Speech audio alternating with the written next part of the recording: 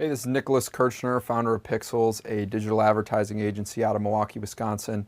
And today I'm going to be talking about how to decide who your ideal customer is. So in this program already, we talk a lot about choosing your niche and who you want to serve. And this was one of the biggest breakthroughs for me because I started off trying to serve everybody instead of the markets that I was getting the best results for. So in the beginning, you just want that first client really, really bad. And a lot of times, whoever someone's first client is the niche they decide to stay in, which is absolutely fine. But I want to help define clients for you that you know how to approach them and you know how to get results for them, and also know how to scale those efforts into getting more of the same client, okay? Because you need to approach these people in different places depending on who the market is.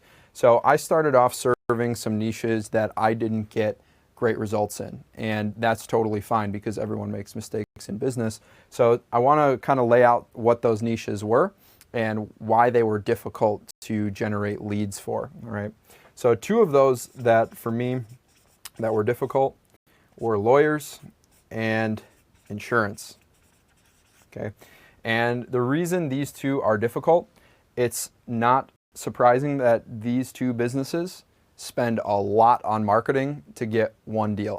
Insurance companies spend a ton of money. I mean, you probably see insurance commercials all the time at sporting events, wherever, because that attention is so valuable to them that they're willing to spend enormous amounts of money to get in front of people so that they're top of mind.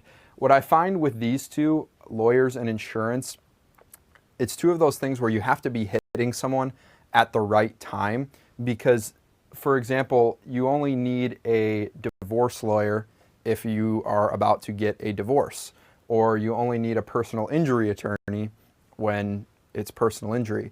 Now, there's different ways you can market for these people. I found that Google pay-per-click did work best for these, but as far as Facebook ads, Instagram ads, it's just not that kind of content that people are going to resonate with on those platforms. They're not typically there to see stuff from lawyers or insurance, but if they need to do a Google search to find an agent or find a lawyer, that's the right spot for those. But understand, these are high cost per lead that you're going to be dealing with. So if you do bring on these clients, make sure that they have a sizable budget to spend. Otherwise, it's not going to really seem like you're getting that great of results for the money that you are spending. So a lot of it is setting expectations with these, because these are going to take longer to figure out how to market for.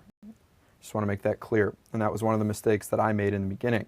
Now, who did I end up focusing on? And who do I focus on today in my agency? I find businesses with low CPA, so low cost per acquisition, cost per lead, and high LTV, lifetime value of a customer. So, for example, I work with a lot of information products. Okay, I have clients who have courses teaching different things, similar to the program that you are in right now. And why do I like this? So, for example, I might get a webinar registration. Most of you have watched webinars for $2 a registration. Okay, now this $2 lead though can turn into a $1,000 sale. With one client in particular, right now we're spending anywhere from $30 to $50 to make $1,000. Okay, and that's a client that is going to keep paying you for a long, long time because the return there is insane, and you want to set yourself up for success. Whereas if this was a situation where I'm going to pay $100 per lead, and that client is only worth $150 to them, unless we're talking about an e-com product, this is not going to be very profitable long term, because as you start to scale your budgets with your advertising, that extra $50 in profit is going to get eaten up. And now you're at break even, and now it doesn't seem worth it to the client to keep working with you. So you're going to want to set yourself up from the beginning to work with businesses that have a low cost per lead that you can get and high lifetime value. So what are some of the other ones? Like I said info products, chiros, dentists, surgeons, because who knows, if someone gets a free teeth cleaning and it costed you $5 to get that lead, that could turn into a $10,000 Invisalign brace service for that dentist, and now you're their hero because you spent $5 and made them 10 grand. So keep that in mind. You want to set yourself up from the beginning and not make it difficult for yourself. So low lead cost, low cost per acquisition, high lifetime value. I also, if you're working with e-com brands, you want to avoid this pitfall. So some e-com products will come to you, and let's say their product is $10. Okay, I have not found products on Facebook to be profitable if this is all it's worth to the business. So for a $10 lifetime value, you also need to understand every piece of the business or your client's business behind that. So if the product sells for $10, they probably spend $3 to make it, okay? And then you got to add in other overhead that they have, other fees, and out of this $10 lifetime value, you have $7 left to break even. Typically, you're not going to get a conversion cost through online advertising for 50 cents a purchase. I personally have not seen this equation work for me. So I want to focus on products that are $150 to $250 lifetime value, and I know I can get them conversions at 20 to 30 bucks. So even after their cost of goods, COGS, it's still very, very profitable for them, and they're happy, and there's room for me to scale my ad spend. Because here, if I spend $7 to acquire that customer, that's break even. For them to see that it's worth it and that be profitable, this has to be, like I said, like 50 cents, $1, $2. And if you're just starting out, that's not going to be an easy feat to do. So make it easy, look for products with high lifetime value, and also make sure that they have the back end of their business figured out.